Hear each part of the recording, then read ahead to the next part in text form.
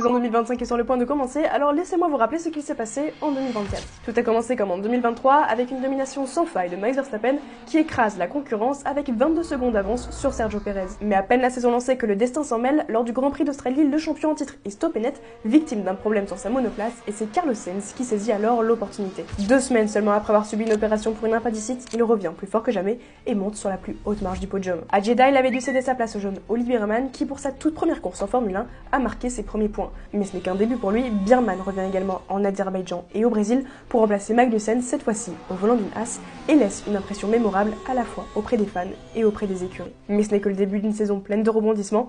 Lando Norris, l'étoile montante, décroche sa toute première victoire à Miami, et il ne s'arrête pas là. Dans une lutte acharnée pour le titre face à Verstappen, le Britannique monte à 4 reprises sur la plus haute marche du podium.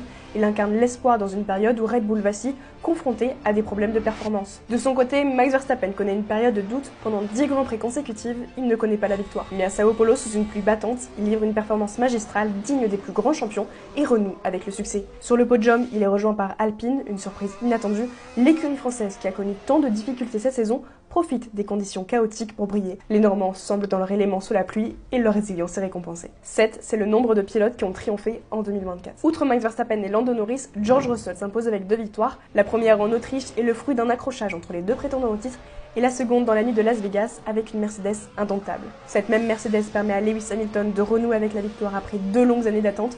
À Silverstone, sur ses terres, il offre aux fans un moment de rédemption inoubliable. Sa deuxième victoire, il la décroche en Belgique après une disqualification de George Russell pour le poids de sa voiture, au terme d'une bataille incroyable entre les 2 flèches d'argent. 2024, une année de rêve pour Charles Leclerc qui réalise enfin son rêve en s'imposant dans les rues de Monaco avant de triompher devant les tifosi à Monza, en plus de son succès à Austin. Son coéquipier Carlos Sainz ne reste pas en reste, remportant les courses en Australie et au Mexique, ajoutant encore plus de gloire à Ferrari. Et puis il y a Oscar Piastri, le jeune prodige australien. Pour sa 2e saison avec McLaren, il prouve sa place parmi les meilleurs. En Hongrie, il s'impose malgré une stratégie douteuse.